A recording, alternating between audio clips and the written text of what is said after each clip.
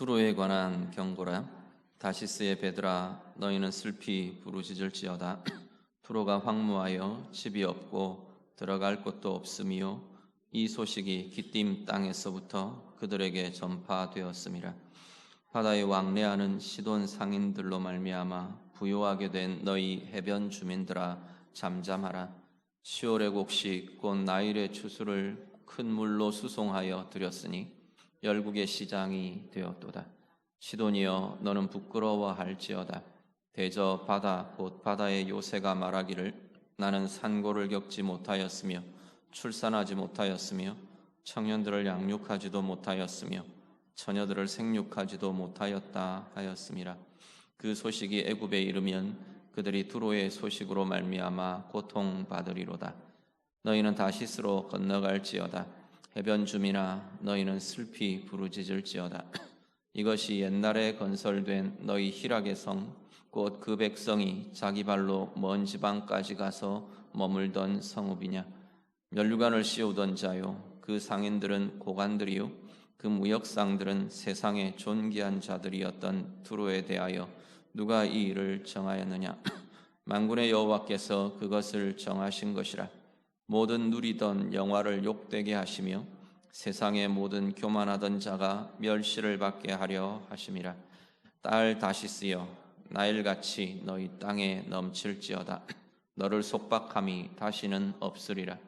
여호와께서 바다 위에 그의 손을 펴사 열방을 흔드시며 여호와께서 가나안에 대하여 명령을 내려 그 견고한 성들을 무너뜨리게 하시고 이르시되 너 학대받은 처녀딸 시도나, 내게 다시는 희락이 없으리니 일어나 기띔으로 건너가라. 거기에서도 내가 평안을 얻지 못하리라 하셨느니라. 갈대아 사람의 땅을 보라. 그 백성이 없어졌나니 곧 아수르 사람이 그곳을 들짐승이 사는 곳이 되게 하였으되 그들이 망대를 세우고 궁전을 헐어 황무하게 하였느니라. 다시스의 베드라, 너희는 슬피 부르짖으라. 너희의 견고한 성이 파괴되었느니라. 그날부터 두로가 한 왕의 연한같이 70년 동안 잊어버린 바 되었다가 70년이 찬 후에 두로는 기생의 노래같이 될 것이라. 잊어버린 바 되었던 너 음녀여, 수금을 가지고 성읍에 두루다니며 기묘한 곡조로 많은 노래를 불러서 너를 다시 기억하게 하라 하였느니라. 70년이 찬 후에 여호와께서 두로를 돌보시리니 그가 다시 값을 받고 지면에 있는 열방과 음란을 행할 것이며 그 무역한 것과 이익을 거룩히 여호와께 돌리고 간직하거나 쌓아두지 아니하리니 그 무역한 것이 여호와 앞에 사는 자가 배불리 먹을 양식, 잘 입을 옷감이 되리라. 아멘. 이사야 말씀이 서두의 앞부분에는 이스라엘과 유다, 특히 예루살렘, 이들의 죄악상을 하나님께서 이사야 선지자를 통해서 드러내십니다.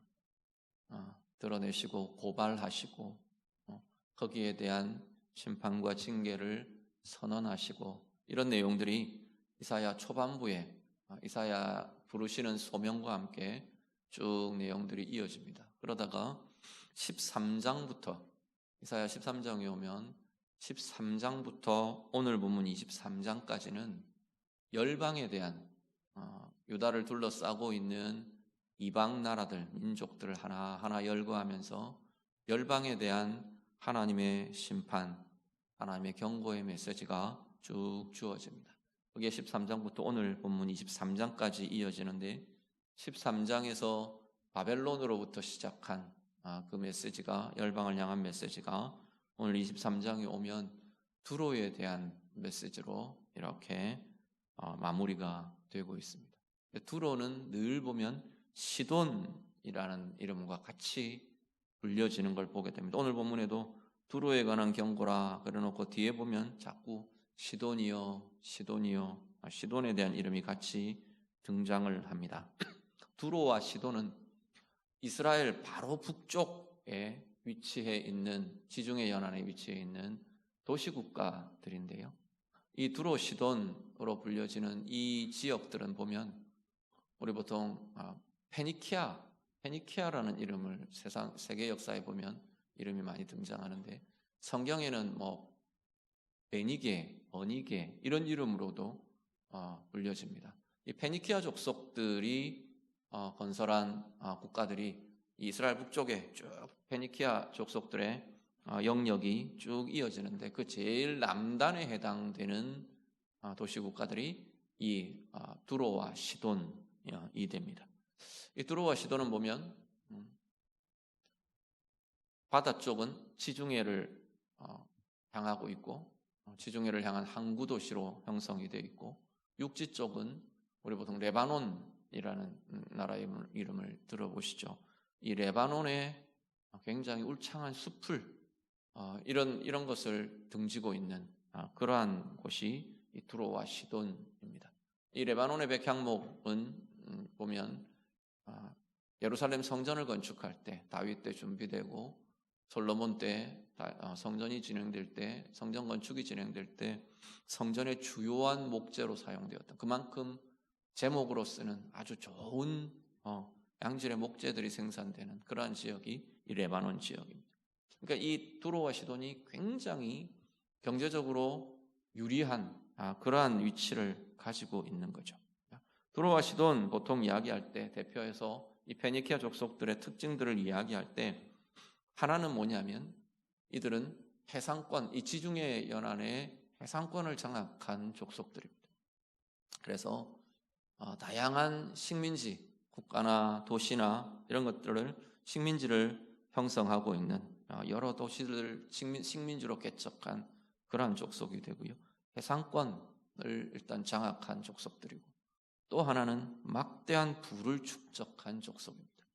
이 해상권, 이 해양 세력의 바탕이 되는 이 배, 운항 이런 것들을 바탕으로 해서, 토대로 해서 무역을 굉장히 활발하게 무역을 진행했던 족속이 페니키아 족속입니다.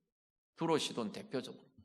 그래서 두로나 시돈, 특히 여기는 보면 막대한 이 무역을 통해서 막대한 부를 축적했던 그러한 도시, 그러한 족속이 이 페니키아 족속이고 두로와 시돈이라는 도시였다는 거죠. 해상권과 막대한 부와 그것과 함께 영적인 특징은 어떤 게 있냐면, 이 두로, 시돈 대표적으로 불려지는 이 두로와 시돈은 바알과 아세라 숭배의 아주 중심지였습니다. 여러분 많이 들어보셨던 이름 아합왕, 아합왕의 부인 왕비가 이름이 혹시 기억하십니까? 예, 이세벨이 바로 이 시돈의 공주였습니다. 시돈 왕 엣바알의 딸, 엣바알이라는 시돈 왕의 딸이 이세벨이었습니다. 이 이세벨이 아합 왕과 혼인하면서 이 이세벨을 통해서 바알과 아세라 숭배가 온 이스라엘 전역에, 북이스라엘에 아주 그냥 여호와 하나님에 대한 신앙을 거의 다 몰아내고 바알과 아세라 숭배가 이스라엘을 다 차지해버릴 정도로, 결국은 이 두로와 시돈에서 시돈이 중심이 되는 이 바알과 아세라 숭배가 이스라엘을 오염시키고, 또 그 유다 집안에 우리 이 이세벨의 딸이 또 유다 집안과 혼인을 하죠. 그러면서 유다 집안까지 이 바알과 아세라 숭배를 물들이는, 영적인 오염들, 우상 숭배를 물들이는 그러한 진원지가 되는 것도 두로와 시돈입니다. 이 두로와 시돈에 대해서 하나님께서 심판을 선언하십니다. 자, 1절부터 14절까지 쭉 이어지는 내용이 두로와 시돈에 대한 멸망의 소식이 곳곳에 전파되고 전해진다. 이게 쭉 펼쳐집니다. 1절에 보시면 특히 다시스의 배들을 통해 이 두로와 시돈에 임한 심판과 멸망의 소식이 온 세계 곳곳에 전해질 거다. 하나님께서 말씀을 하십니다. 다시스라는 곳은 어디냐면 정확하게 알려져 있지는 않은데, 다시스는 아마도 학자들이 스페인의 한 도시였을 거다 이렇게 추정을 합니다. 스페인, 그 당시만 해도 이 바울 때까지만 해도 신약에도 가면 이 스페인을 땅끝이라고 보통 불렀어요. 이 요나 때 다시스라는 도시가 등장을 하죠. 하나님이 요나에게 니느웨로 가서 회개의 복음을 전해라. 그들을 회개하게끔 심판을 경고하고 그들에게 임박한 심판을 선언해라. 하나님 말씀 전해라 그랬어요. 그랬는데 이 요나가 다시스로 도망을 갑니다. 니누에는 이스라엘 기준으로 본다면 북동쪽이고, 다시스는 그 정반대인 서쪽 끝에 위치한 도시로 보통 알려져 있습니다. 그러니까 이게 요나 같은 경우에 정반대로, 하나님이 말씀하신 정반대로 도망했다. 그게 다시스로 가는 배를 탄 거거든요. 다시스가 아마도 스페인의 한 도시로 보여지고, 그리고 계속 오늘 본문에도 보면 다시스라는 이름이 계속 등장을 하는데, 이 두로와 시돈, 이 두로 페니키아 세력들이 장악한 식민 도시의 대표로 이름이 언급되는 것이 이 다시스라고 보시면 됩니다. 다시스의 배들이라고 하는 건 두로를 막 끊임없이 드나드는, 두로를 왕래하는 다양한 무역선들, 무역하는 배들, 이것을 가리키는 것으로 보시면 될 겁니다. 그 배들을 통해 어떤 소식이 전해지느냐 하면 두로에 하나님의 심판이 임했다, 두로가 망했다, 이 소식이 온 세계 곳곳에 전해지게 될 거다 말씀을 하는 거죠.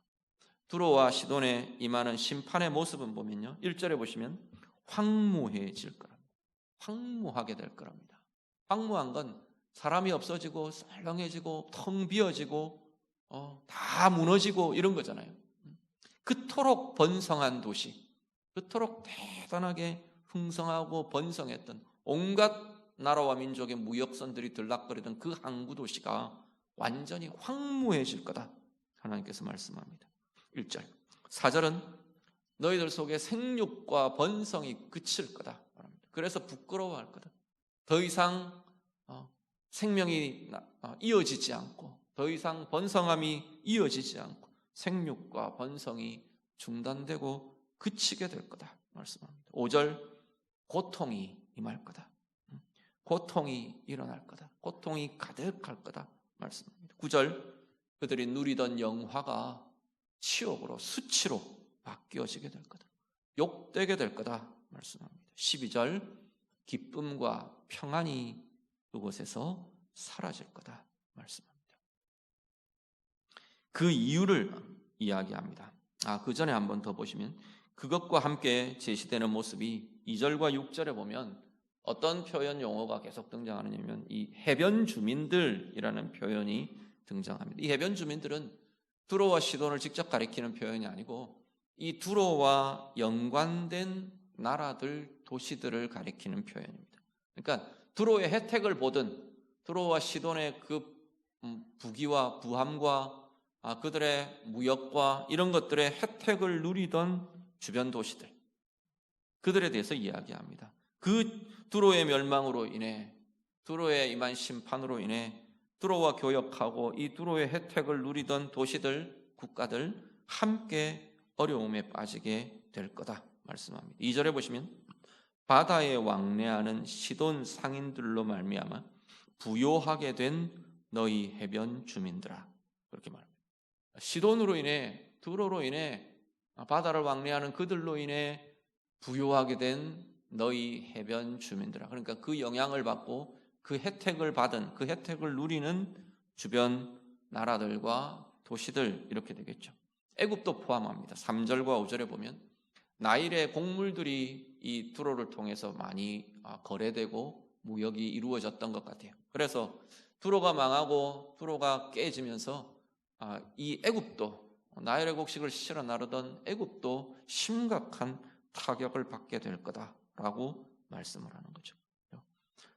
그래서 두로 시돈과의 교역으로 인해 혜택을 누리던 이 나라들이나 도시들이 두로에 임하는 심판과 이들의 멸망으로 인해 너희가 슬퍼해라, 애통해라, 애곡해라, 너희에게도 비극이 임했다라고 하나님이 선언하십니다. 그러면서 심판의 이유를 하나님께서 제시하십니다. 8절을 같이 보시죠. 8절과 9절 말씀, 오늘 본문에 8절과 9절 다 같이 읽습니다. 면류관을 씌우던 자요, 그 상인들은 고관들이요, 그 무역상들은 세상의 존귀한 자들이었던 두로에 대하여 누가 이 일을 정하였느냐? 만군의 여호와께서 그것을 정하신 것이라. 모든 누리던 영화를 욕되게 하시며 세상의 모든 교만하던 자가 멸시를 받게 하려 하심이라. 아멘. 하나님의 이유는요, 교만하던 자가, 세상의 교만한 자가 멸시를 받게 하겠다. 이게 하나님의 계획인 거죠. 그 이야기는 오늘 문맥을 전체로 본다면 두로가 바로 이 교만하던 자에 속하는 거죠. 두로의 교만이 결국은 하나님 앞에 깨지고 하나님의 심판과 하나님의 이 치심을 경험하는 이유가 되는 거죠. 두로를 보고 뭐라고 표현을 하면 네가 면류관을 씌우던 자였다 말씀합니다. 면류관을 씌운다는 건 족속들 중에 뭐 왕을 임명하고 왕을 위임하고 이런 것들인 겁니다. 도시국가에 왕을 세워주고 뭐 이렇게 그럴 정도로 막강한 영향력을 발휘하던 두로, 이 경제력을 바탕으로 온갖 간섭들을 하고 또 그것들을 바탕으로 고관들로 취급받고 존귀한 자들로 인정받던 그 두로가 이렇게 그들의 교만 때문에 하나님께서 그들을 꺾으신다, 그들의 교만을 꺾으신다 선포하며 말씀하십니다. 그리고 그 이후에 이어지는 내용들을 보면 견고함, 그들의 견고함이 결국은 다 무너뜨려지게 될 거다 말씀합니다. 10절, 11절 보시면 하나님께서 바다 위에 손을 펴시고 열방을 흔드시고 그래서 그 견고한 성들을 무너뜨리게 하실 것이다 말씀합니다. 두로는요, 역사적으로도 보면 이 두로는 굉장히 독특한 도시였다 그래요. 어떤 독특성을 갖고 있느냐면 두로가 항구 도시인데 두로의 일부는 육지에 이렇게 도시의 일부가 육지에 이렇게 형성이 되어 있고 또 이 도시의 일부는 섬에 형성이 되어 있는 거예요. 그래서 섬과 육지가 같이 하나로 두로 이렇게 되어 있는 도시인 거죠. 그래서 육지가 막 공격을 받으면 정권이나 뭐 주요한 것들이 이 섬으로 옮겨가 버리는 거예요.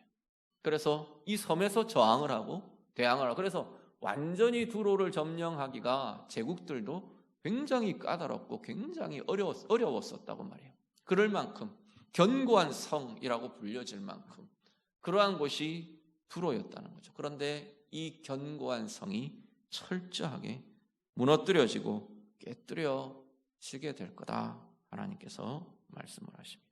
자, 두로의 특징을 아까 뭐라고 말씀드렸냐면 해상권, 아주 자기들이 장악한 해상권을 바탕으로 한 아주 대단한 부를 축적한 도시, 부자 도시, 부자 나라의 대표적으로 일컬어지던 곳이 두로입니다.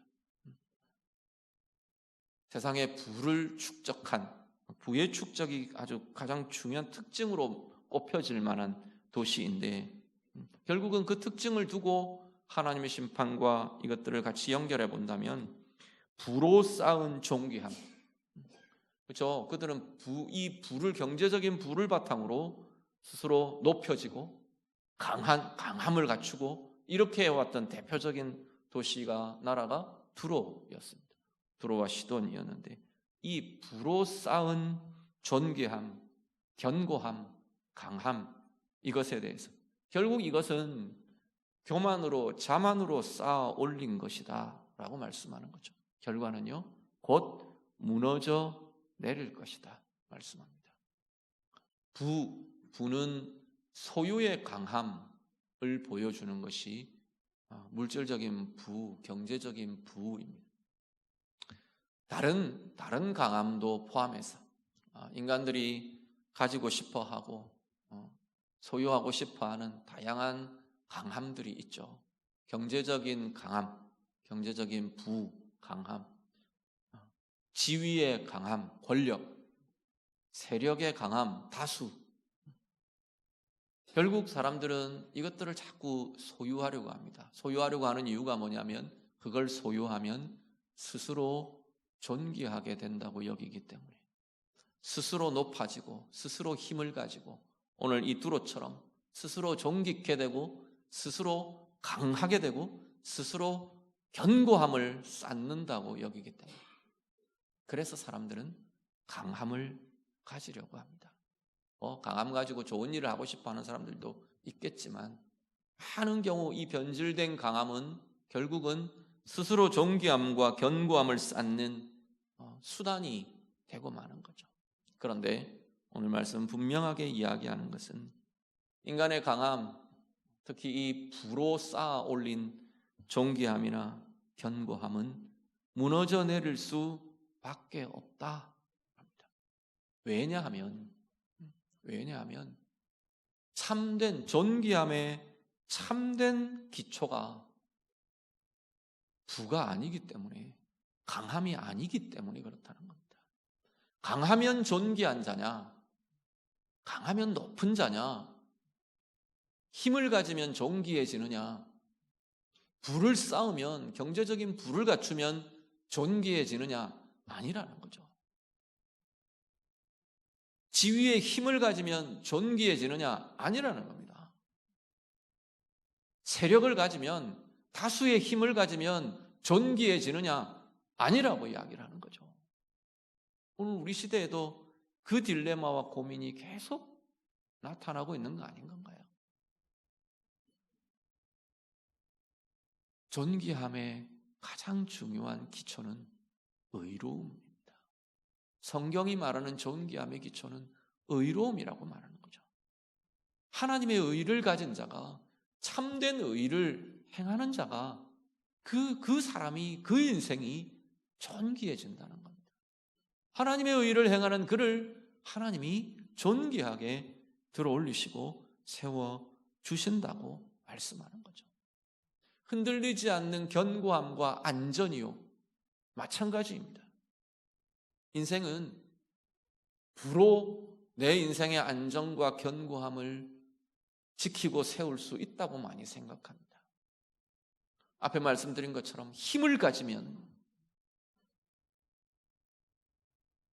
지위를 가지면 내 인생이, 내 삶이 든든하고 안정되고 견고할 수 있을 거라고 많이 생각하죠. 그런데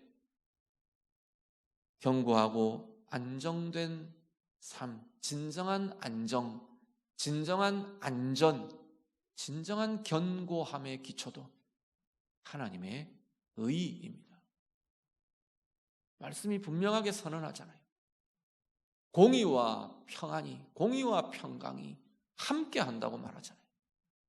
하나님의 의가 단단하게 세워지는 그 자리가 진정한 평안과 진정한 안정을 가지는 자리가 될 것이라고 말씀을 하고 있는 겁니다. 한편 이 악과 불의함과 이런 힘에 의지해서 쌓아 올린 부요함과 쾌락과, 심지어 여기 보면 두로를 기쁨의 도시 이렇게 부릅니다. 기쁨의 도시라고 부르는 것은 그냥 거기에 즐거움이 많다, 기쁨이 많다 이런 것도 있지만 거기가 쾌락을 주고 쾌락을 경험케 하고 그런 것들로 가득한 그러한 도시로도 이 두로가 묘사됩니다.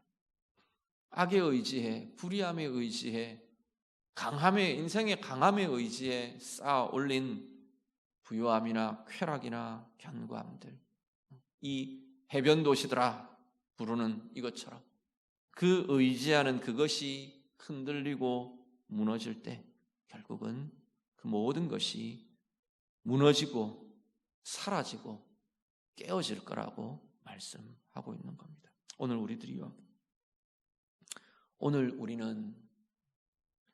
우리 또한 두로의 이 모습처럼 부에 의존하고 힘에 의존하고 세력에 의존하고 강함에 의존해서 우리의 존귀함과 우리의 안정과 우리의 견고함을 세우려고 쌓고 있는 것은 아닌가 돌아보실 수 있기를 바랍니다.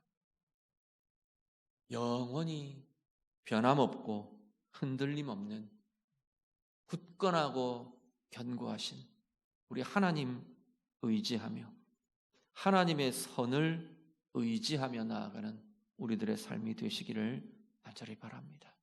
부를 쌓아서 견고케 만드는 게 아니고, 부를 쌓아서 존귀케 하는 것이 아니고, 세력을 쌓아서 힘을 가지고 세력을 쌓아서 높아지는 게 아니고, 하나님 앞에서 하나님이 기뻐하시는 의를, 하나님의 의를 행하며 하나님의 의를 쌓아가며, 그래서 진정한 견고함, 진정한 존귀함의 삶으로 나아가는 우리 모두의 삶들이 다 되시기를 우리 주님 이름으로 축복합니다. 15절 이후에 보면요, 막 두로의 심판과 멸망을 선포를 해놓고 하나님이 다시 두로의 회복에 대한 이야기를 주십니다. 두로가 그래도 회복될 거다 말씀합니다. 근데 그 회복이 이스라엘 회복같이 그런 온전한 회복을 이야기하는 것 같지는 않아 보입니다. 15절에 보면 기생의 노래같이 너희가 살아날 거다, 이렇게 이야기를 합니다. 16절 음녀와 같이, 이 음녀가 어떻게 하느냐 하면 이곳저곳 다니면서 음란한 노래를 부릅니다. 사람들에게 막 웃음을 주며 막 이렇게 쾌락을 팔며 이렇게 장녀들 이렇게 행하는 그러한 모습같이, 그렇게 두로가 일시간 또 회복하는 시간들을 가질 거다. 그들의 번성함과 그들의 흥성함과 이것들이 회복되게 될 거다 말합니다.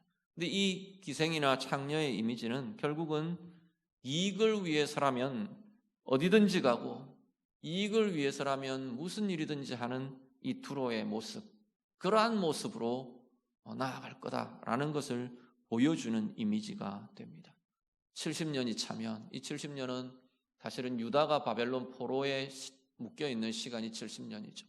두로도 그런 식의 묶여있는 시간들이 있을 거라는 겁니다. 그런데 그 70년이 지나면서 두로가 이런 앞에 가졌던 부나 흥성함이나 번성이나 이런 기능적인 회복들을 갖게 될 거다라고 말씀을 합니다. 그런데 그 기능적인 회복이 결국은 자신들의 부로, 자신들의 영광으로 돌아가는 것이 아니고요, 18절 이후에 보시면 18절을 같이 보시죠.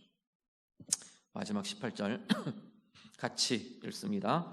그 무역한 것과 이익을 거룩히 여호와께 돌리고 간직하거나 쌓아두지 아니하려니 그 무역한 것이 여호와 앞에 사는 자가 배불리 먹을 양식, 잘 입을 옷감이 되리라.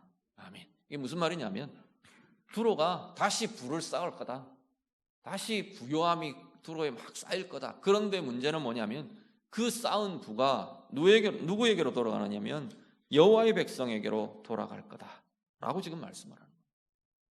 그들이 이익을 위해서 막 여기도 아첨하고 저기도 어떻게 하고 수단 방법을 가리지 않고 쌓아 올린 이 부가 하나님께로 돌아가게 될 거다라고 말씀하는 거죠. 여호와 앞에 사는 자가 그것들로 배불리 먹고 입게 될 거다. 이들의 노력과 수고의 열매가 하나님의 백성에게로, 하나님의 나라에게로 돌아가게 될 거다라고 말씀을 합니다. 이 열방을 향한 하나님의 경고와 심판의 메시지를 보면 이 열방의 회복이 이스라엘을 향하는, 하나님의 보좌를 향하는 것이 이들의 진정한 회복인 것을 계속 이야기합니다. 바벨론도 그랬죠. 애굽도 그랬죠. 보면 그 백성들의 그들도 회복될 거다, 그들도 살아날 거다, 그들도 내 백성이 될 거다, 그 이야기를 하나님이 계속 하십니다. 그러면서 어떻게 하냐면 그들이 여호와의 보좌 앞으로 나올 거다, 그들이 이스라엘로 올라올 거다. 계속 하나님이 말씀하시는 게 이들이 하나님을 향하고 이들이 하나님의 나라를 향하고 이들이 하나님의 백성들을 향하는 그것이야말로 진정한 열방의 구원이요 회복이 될 것이라 라고 말씀하는 거죠. 그래서 죄로 쌓아 올리고 불의함으로 쌓아 올리고 무슨 짓을 해서라도 쌓아 올리던 그들의 가장 중요한 특징으로 말해지던 그 부요함도 결국은 하나님의 나라를 향할 거라는 겁니다. 그럴 때 진정한 구원이 되고 그들에게 진정한 회복이 되고 생명이 되고 은혜가 되는 자리가 될 것이다 라고 말씀하고 있는 겁니다.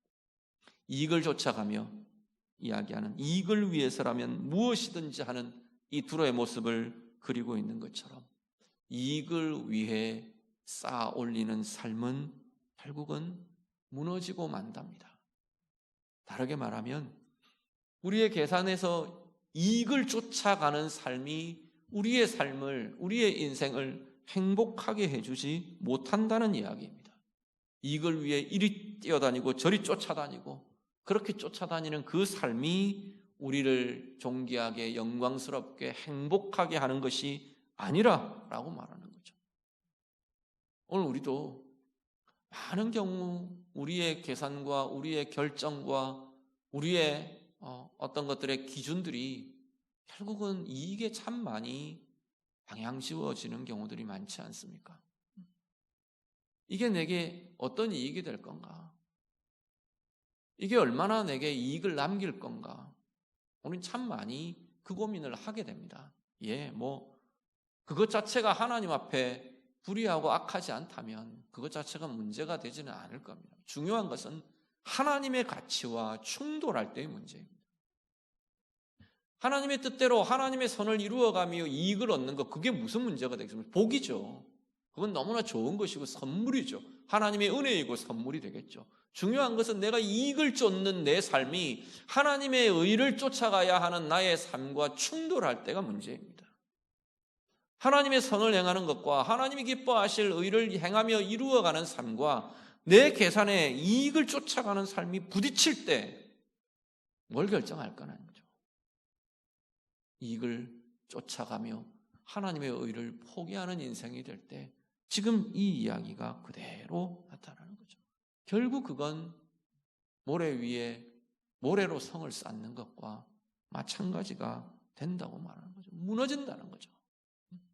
기초 없는 모래성같이 허물어질 수밖에 없다라고 말씀하는 거죠.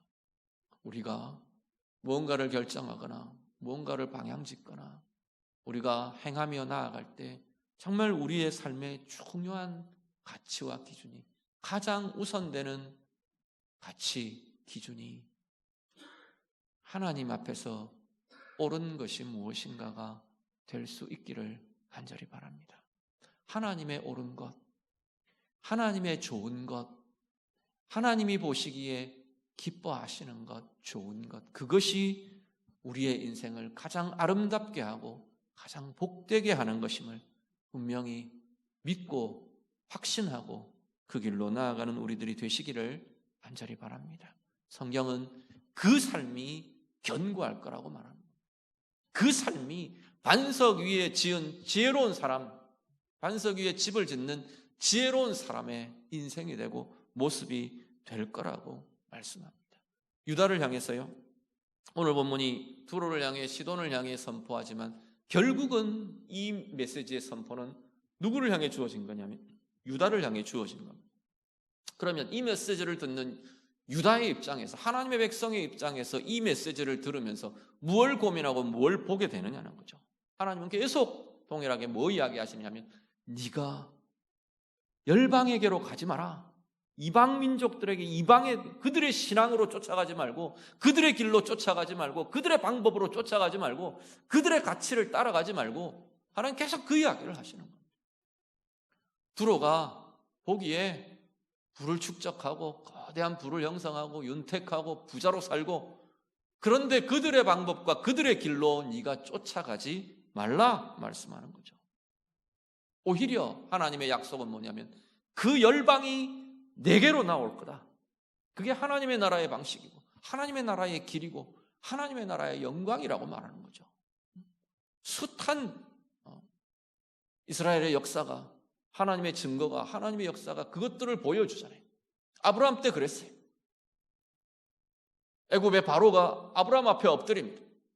아브라함 앞에 기도해달라고 엎드립니다.